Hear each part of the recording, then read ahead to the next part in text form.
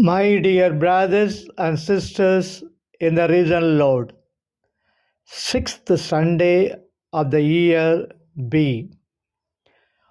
Whoever is kind to the poor lends unto the Lord and shall be repaid in full.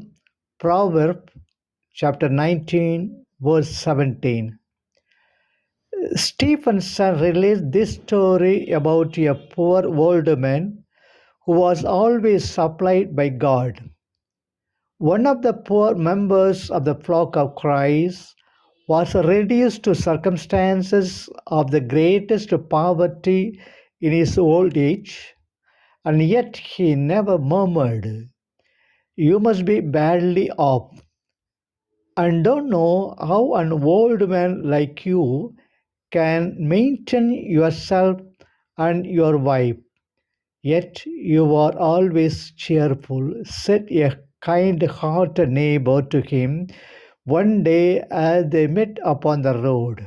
"Oh, no," he replied, "we are not badly off.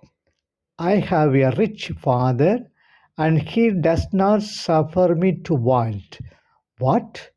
Your father is not dead yet? He must be very old indeed." "Oh," said he, "my father is God, and he never dies, and he always takes care of me." This Christian was a daily pensioner on the providence of his God. All knew his struggles and his poverty, but his own declaration was that he never wanted what was absolutely necessary. The days of his greatest straits were the days of his most signal and timely deliverances. When old age benumbed the hand of his industry, the Lord extended to him the hand of charity. And often has he gone forth from a scanty breakfast, not knowing from what earthly resources his next meal was to be obtained. But yet, with David, he could rely on his shepherd's care and say, "I shall not want." And as certainly as he trusted in God, so surely, in some unexpected manner, was his necessity supplied. The poor of Yahweh Anavim shall always receive compassion from the Lord, and the Lord shall provide for their need. Leprosy in the Old Testament and the New Testament included a variety of skin diseases besides the disease of leprosy. Frequently, leprosy was regarded as a punishment for serious sin, and the disease belonged to one of the worst diseases that could afflict any man, and a healing from this disease was like raising a dead man to life. 1. The cry of the leper. Leprosy is the worst kind of disease that could ever afflict any man, and it destroyed a person completely, physically, socially, mentally, and religiously. Physically, it would distort and disfigure a person. Dr. Thompson, in his famous book, The Land and the Book, describing the lepers in the East, wrote, "The hair falls from the head and the eyebrows. The nails loosen, decay, and drop off. Just after joint of the fingers and toes shrink up and slowly fall away. The gums are absorbed and the teeth disappears. The nose, the eyes, the tongue, and the palate are slowly consumed. The disease turns a man into a walking pile of decayed flesh." Leprosy ostracized a person socially. They were not allowed to mingle with their relatives and friends. He had to live in the valleys and caves far from the cities. Religiously, leprosy marked a person as a sinner. It was considered a punishment for serious sin. He was unclean ceremonially. He was banned from the public worship. He had to wear torn clothes, cover his upper lip with a cloth, and shut unclean while walking in the streets.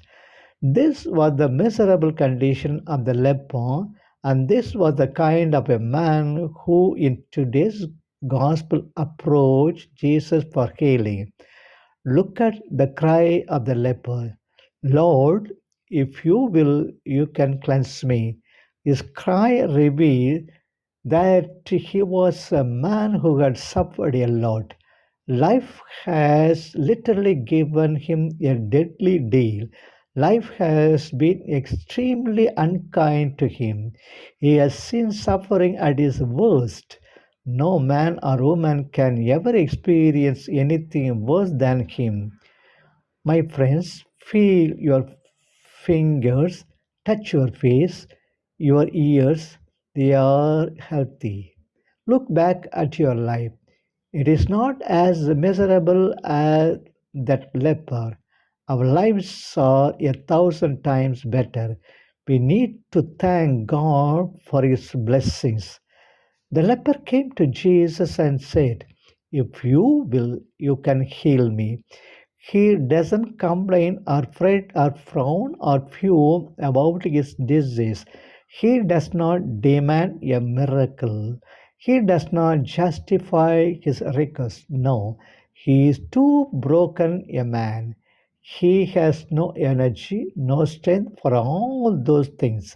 He just presents his pathetic, miserable condition before Jesus and says, If you will, you can cleanse me. His cry exhibits the deep misery of the man. In Psalm 50:50, the Lord said, Call upon me in the day of trouble. I will deliver you and you shall glorify me. This man called the Lord, and Jesus answered him, Call unto the Lord in the day of your trouble. God will definitely answer you. If you have the time to pray, Jesus has the time to listen. To compassion of Jesus. When the leper came and knelt down at Jesus, the first reaction of Jesus was compassion. Compassion is a very strong word. There's no word in Greek for compassion. This was a word coined by the evangelist to express the deep reaction of Jesus at the misery of the leper. It means to suffer with.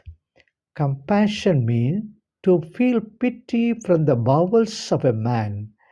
It expresses the agitation of all organs of a man. The face twitches, the body quivers. A man's internal organ agitate with the pity. That is what happened to Jesus. Jesus was very deeply moved with pity when he saw the misery of the leper. Then Jesus touched the man, unheard of in the rabbinic world. This particular action of Jesus sent three messages. One, no disease makes any man or woman unclean. Disease does not defile anyone religiously and spiritually. Second, Jesus gave the leper the consolation of being touched by God. Third, further, the reason why he touched the leper and did not confer health upon him by word alone was that it is said by Moses in the law that he who touches a leper shall be unclean till the evening. That is, that he might show that this uncleanliness is a natural one, that the law was not laid down for him, but on account of mere men.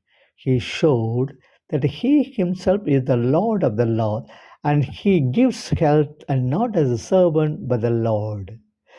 There was the marvelous answer from Jesus to the prayer of the leper. The leper prayed to Jesus, "If you will, you can cleanse me." Jesus answered, "I will, be clean." And the leper was cleansed. What a prayer! What an answer! A marvelous prayer of the leper and a glorious answer from the Lord. A prayer so simple, so genuine, so earnest, made by anyone will always be answered by Jesus. Prayer.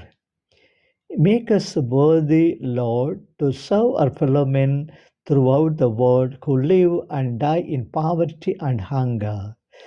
Give them through our hands this day their daily bread, and by our understanding and love, give them peace and joy. May God bless you all. Amen.